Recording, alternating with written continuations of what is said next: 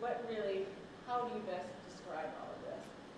And again, I thought that for purposes of a small piece, that the most interesting thing to focus on was her growth as a person and her struggles with trying to achieve that under the shadow, literally, of her father and her mother.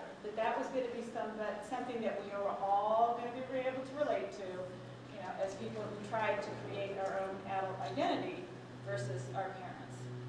Because I'm sure you guys all know that in any kind of written piece, what you're trying to do is achieve some tension, you know, between the good and the bad, the hopeful and the hopeless, or there needs to be some tension. So the tension between, you know, young woman growing up on the East Coast, having a wonderful home life, versus young woman who maybe feels a little constrained by her mother, and sometimes encouraged and sometimes not by her father. It's that give and take. It's that tension, I thought, was really going to grab people as she tried to form her own identity. Now, I know I stayed up late last night drinking a martini watching Grey Gardens on HBO. Did anybody else watch Grey Gardens? So, like Grey Gardens, don't you think? The mother, the daughter, it's all right there. And so, did you enjoy it? Yes. Did you? Yeah. I think I'm already going to tell my mother she can get her own ice cream. Right.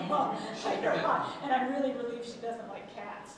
So that eliminates. It's for those of you who didn't watch Grey Gardens or read one of the 300 articles about it in the last few weeks, it's a mother and daughter, the aunt and the first cousin of Jackie Kennedy, living in a house in the Hamptons, which sort of falls in on top of them, you know, as their lives dissolve. So yeah, great. I mean, you know, it's that kind of tension. It's, you know, it's the young daughter kind of overwhelmed by the mother's personality. So there was a lot of that really worked.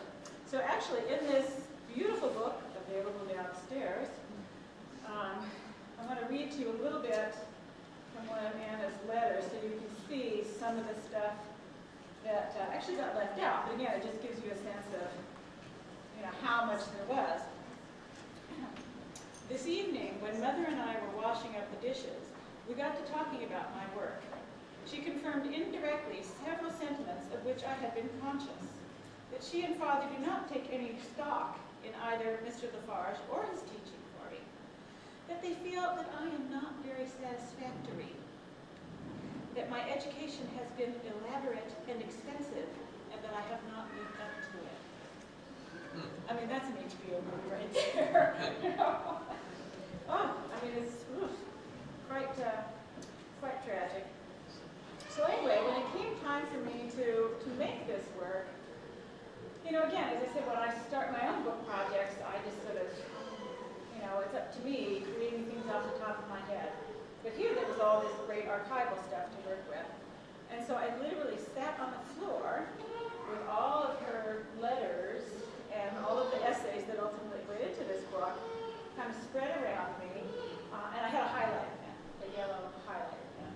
I know I was the girl in junior high school and high school who always made the posters for the dances and stuff, you know, me and the highlighter on the floor, tracing out these big letters. And I always thought, I'm grown up. When I finally graduate from college, I'm going to have a job where I'm going to have this life where I'm no longer required to have a big, thick felt tip pen and make things for people.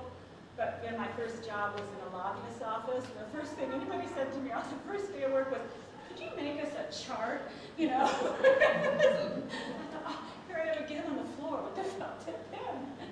So anyway, there I was again on the floor with Anna and the felt tip pen as I moved around and highlighted and tried to find you know, the descriptions of her life, or the basic facts, the basic bare bones of her life, things that really stood out. That because I thought, you know, if I have the bones and we have the basic structure, then I can start to build something around it. But again, I was always conscious of the fact that it was headed for a museum and that it needed to be based on facts. You know, as a writer, and I'm sure you guys have had this experience too, it's not that hard to link one idea up with another, you know, to kind of write this filler thing.